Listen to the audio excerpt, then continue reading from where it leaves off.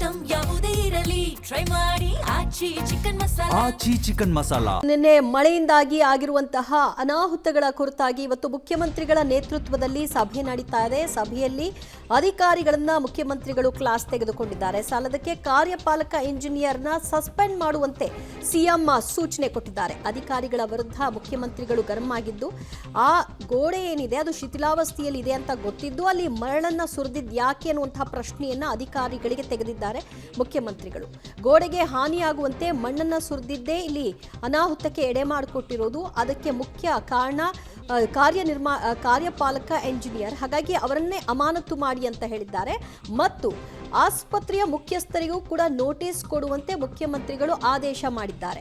ಬೆಂಗಳೂರಿನಲ್ಲಿ ರಣಭೀಕರ ಮಳೆಯಾಯಿತು. ಇದರ ಪರಿಣಾಮವಾಗಿ ಮುಖ್ಯಮಂತ್ರಿಗಳು ಸಭೆಯನ್ನು ನಡೆಸ್ತಾ ಇದ್ದಾರೆ. ಸಭೆಯಲ್ಲಿ ಜಿಬಿ ಅಧಿಕಾರಿಗಳು ಮತ್ತು ಆಯುಕ್ತರು ಎಲ್ಲರೂ ಕೂಡ ಉಪಸ್ಥಿತರಿದ್ದಾರೆ.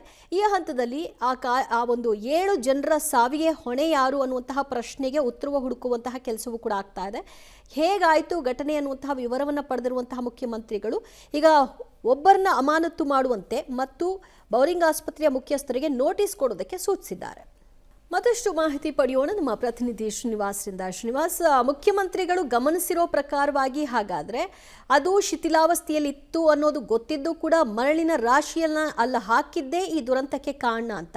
ಹಾಗಾದ್ರೆ ಆ ಒಬ್ಬ ಮುಖ್ಯ ಎಂಜಿನಿಯರ್ ಒಬ್ಬರೇ ಕಾರಣ ಆಗ್ತಾರಾ ಈ ಒಂದು ಘಟನೆಯಲ್ಲಿ?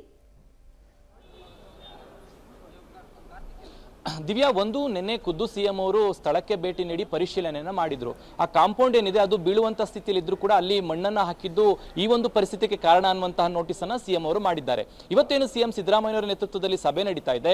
ಈ ಒಂದು ಸಭೆಯಲ್ಲಿ ಒಂದಿಷ್ಟು ಸೂಚನೆಗಳನ್ನ ಸಿಎಂ ಸಿದ್ದರಾಮಯ್ಯನವರು ನೀಡಿರುವಂತದ್ದು. ಯಾರು ಮುಖ್ಯ ಎಂಜಿನಿಯರ್ ಇದ್ರೋ ಅವರನ್ನ ಕೂಡಲೇ ಅಮಾನತ್ ಮಾಡಬೇಕು ಅನ್ನುವಂತಹ ಸೂಚನೆಯನ್ನ ಜಿಬಿಎ ಮುಖ್ಯ ಆಯುಕ್ತರಿಗೆ ಸಿಎಂ ಅವರು ಕೊಟ್ಟಿದ್ದಾರೆ.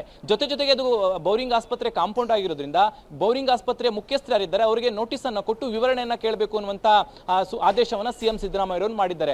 ತಕ್ಷಣಕ್ಕೆ 2 ಕ್ರಮಗಳನ್ನ ಸಿಎಂ ಸಿದ್ದರಾಮಯ್ಯವರು ಮಾಡಿರುವಂತದ್ದು. ಅಲ್ಲದೆ ಈಗಾಗಲೇ ನಿನ್ನೆ ಸಿದ್ದರಾಮಯ್ಯವರು ಹೇಳಿದ್ರು ಈ ಒಂದು ಘಟನೆಗೆ ಸಂಬಂಧಪಟ್ಟಂತೆ ಸಂಪೂರ್ಣವಾದ ತನಿಖೆಯನ್ನ ಮಾಡ್ತೀವಿ, ತನಿಖೆಯಿಂದ ಬಂದಂತ ರಿಪೋರ್ಟ್ ಅನ್ನು ತೆಗೆದುಕೊಂಡು ಯಾರೆಲ್ಲ ಈ ಘಟನೆಗೆ ಕಾರಣರಾಗಿದ್ದಾರೆ ಅವರ ವಿರುದ್ಧ ನಿರ್ದಾಕ್ಷಿಣ್ಯವಾಗಿ ಕ್ರಮಗಳನ್ನು ತೆಗೆದುಕೊಳ್ತೀವಿ ಅಂತ ಮಾತುಗಳನ್ನ ನಿನ್ನೆ ಸಿಎಂ ಹೇಳಿದ್ರು. ಇವತ್ತು ಅದರ ಒಂದು ಆಕ್ಟ್ ಅನ್ನ ಮಾಡಿದ್ದಾರೆ. ಮೊದಲಿಗೆ ಇಂಜಿನಿಯರ್ ಅನ್ನ ಸಸ್ಪೆಂಡ್ ಮಾಡಬೇಕು ಅನ್ನುವಂತ ಸೂಚನೆಯನ್ನು ಕೊಟ್ಟಿರುವಂತದ್ದು. ಎರಡನೇದು ಬೌರಿಂಗ್ ಮುಖ್ಯಸ್ಥರಿಗೆ ನೋಟಿಸ್ ಅನ್ನ ಕೊಡಬೇಕು ಅನ್ನುವಂಥದ್ದು. ವರದಿ ಬಂದ ಬಳಿಕ ಯಾರೆಲ್ಲ ಈ ಘಟನೆಗೆ ಕಾರಣ ಆಗಿದ್ದಾರೋ ಅವರ ಮೇಲೂ ಕೂಡ ಕ್ರಮ ತೆಗೆದುಕೊಳ್ಳುವಂತಹ ಸಾಧ್ಯತೆ ಇದೆ. ಪ್ರಾರಂಭಿಕ ಹಂತವಾಗಿ ಇಬ್ಬರ ಮೇಲೆ ಕ್ರಮಕ್ಕೆ ಸಿಎಂ ಸಿದ್ದರಾಮಯ್ಯರು ಸಭೆಯಲ್ಲಿ ಸೂಚನೆಯನ್ನು ನೀಡಿರುವಂತದ್ದು. ದಿವ್ಯಾ, ಥ್ಯಾಂಕ್ ಯು ಶ್ರೀನಿವಾಸ್ ನಿಮ್ಮೆಲ್ಲ ಮಾಹಿತಿಗೆ. ಆರಂಭಿಕ ಹಂತದಲ್ಲಿ ಇವತ್ತಿನ ಸಭೆಯಲ್ಲಿ ಕಾರ್ಯಪಾಲಕ ಎಂಜಿನಿಯರ್ ಮತ್ತು ಬೌರಿಂಗ್ ಆಸ್ಪತ್ರೆಯ ಮುಖ್ಯಸ್ಥರು ಇಬ್ಬರಿಗೂ ಕೂಡ ನೋಟಿಸ್ ಕೊಟ್ಟಿದ್ದಾರೆ. ಅದರಲ್ಲಿ ಕಾರ್ಯಪಾಲಕ ಎಂಜಿನಿಯರ್ನ ಅಮಾನತು ಮಾಡುವಂತೆ ತಾಕೀತು ಮಾಡಿದ್ದಾರೆ.